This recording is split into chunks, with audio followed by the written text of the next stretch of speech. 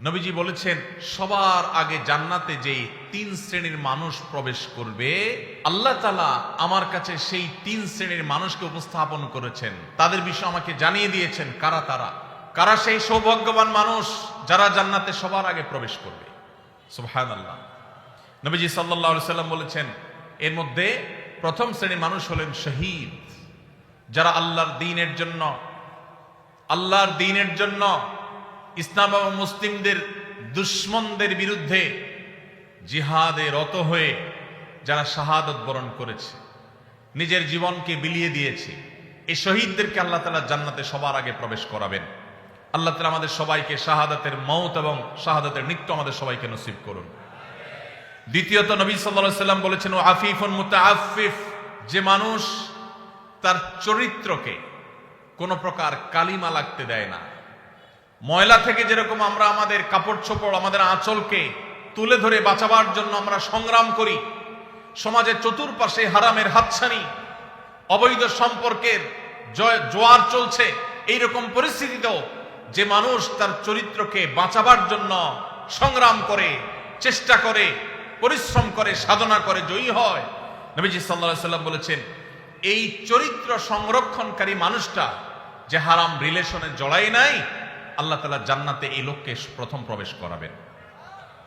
আর তৃতীয়ত হলেন ওয়া আবদুন আহসানা ইবাদাতাল্লাহ ওয়া নাসাহা লিমাওয়ালি, যেই কৃতদাস আল্লাহর ইবাদতও ভালো করে, আবার তার মালিকের কল্যাণও কামনা করে, মালিকের কোনো ক্ষতি চায় না, অর্থাৎ বান্দার হক আদায় করে, আবার আল্লাহর ইবাদতটাও সুন্দরভাবে করে, সেই কৃতদাসকেও আল্লাহ তাআলা জান্নাতে সবার আগে প্রবেশ করাবেন।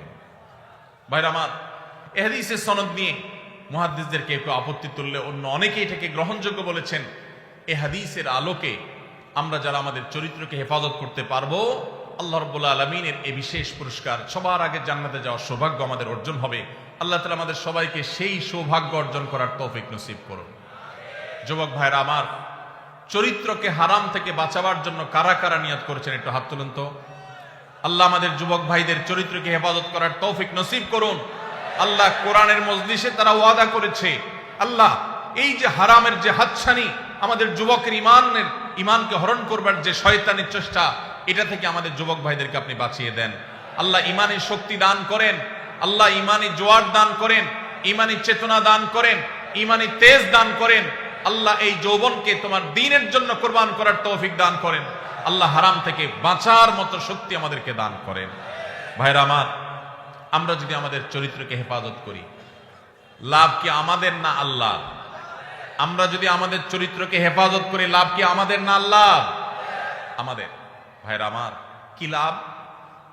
লাভ হলো আল্লাহ সুবহানাহু ওয়া তাআলা যারা নিজেদেরকে হারামের পথ থেকে বাঁচিয়ে রাখে, তাদের জীবনে যখন বৈবাহিক সম্পর্কের মধ্য দিয়ে একজন বৈধ হালাল সঙ্গী জীবনে আসে, সে যুবক, সে যুবতীদেরকে আল্লাহ রাব্বুল আলামিন সচরাচর দাম্পত্য জীবনে সুখ, প্রকৃত অর্থে তৃপ্তি, সত্যিকারের যে ভালোবাসা, সেই ভালোবাসা আল্লাহ তাআলা নসিব করেন তাদের জন্য যারা তাদের যৌবনকে হারামের কালিমায় জড়াতে দেয় না। আর যারা হারামের কালিমা দিয়ে নিজের যৌবনকে কালিমা যুক্ত করে ফেলেন, মনে রাখেন এই যুবকদের বেশিরভাগ দেখবেন, এক্সেপশন প্রথমটাতেও আছে, বেশিরভাগ দেখবেন যে তাদের বৈবাহিক জীবন আসলে তাদের সেই জীবনে আর দাম্পত্য সম্পর্কের ভিতরে যেরকম একটা গভীরতা থাকার কথা, ভালোবাসা থাকার কথা, সম্প্রীতি থাকার কথা, তাদের সেই সম্পর্কটা আর থাকে না। কারণ হারাম যদি কেউ একবার বেছে নেয়, আল্লাহ তাআলা বৈবাহিক সম্পর্কের মধ্য দিয়ে হালাল সম্পর্কের প্রকৃত স্বাদ, প্রকৃত তৃপ্তি, প্রকৃত যে অনুভব, এটা থেকে আল্লাহ তাআলা ওই হারাম সম্পর্ককারীদেরকে মাহরুম রাখেন, বঞ্চিত রাখেন। এই জন্য ভাইরা, দুইটা অপশনই আপনার সামনে আছে। মনে রাখবেন, শয়তান খুব ভালো করে জানে, আল্লাহ কোরআনে বারবার বলেছে শয়তান আমাদের প্রকাশ্য শত্রু। শয়তানকে আমরা দেখি না, অথচ আল্লাহ প্রকাশ্য শত্রু বলেছেন। কারণ শয়তানকে না দেখলে কি হবে? তার সব ক্রিয়াকর্ম প্রকাশিত। শয়তানের কাজগুলো দেখা যায় কি যায় না? এই শয়তান আমাদের যুবকদেরকে তাদের ঈমানের তেজ নষ্ট করে দিতে চায়, তাদের ঈমানি তেজকে ভোঁতা করে দিতে চায়, এই জন্য তাদেরকে হারাম সম্পর্কে আনতে চায়। এই জন্য ভাইরা, আমাদের চরিত্রগুলোকে আমরা হেফাজত করার সংগ্রামে জয়ী হওয়ার চেষ্টা করবো তো ইনশাআল্লাহ। ভাইরা আমার, ভ্যালেন্টাইন্স ডে এই সম্পর্কে আপনি গুগল করেন, আপনি এনসাইক্লোপিডিয়া ব্রিটানিকা সহ বিভিন্ন বিশ্বকোষগুলো খোলেন, আপনি দেখবেন যে এটা মূলত এসেছে খ্রিস্টানদের একজন ধর্মযাজক, যার নাম ছিল কি? ভ্যালেন্টাইন। এই ভ্যালেন্টাইন, যে সেন্ট ভ্যালেন্টাইন, সাধু ভ্যালেন্টাইন, খ্রিস্টানদের ধর্মযাজক, তাকে ঘিরে এই দিবসটা গড়ে উঠেছে। এটা একটা সময় খ্রিস্টানদের কাছে তাদের একটা পূজনীয় দিবস ছিল। বহুকাল পর পৃথিবীর বহু দেশে এই দিবস উদযাপন নিষিদ্ধ হয়েছে।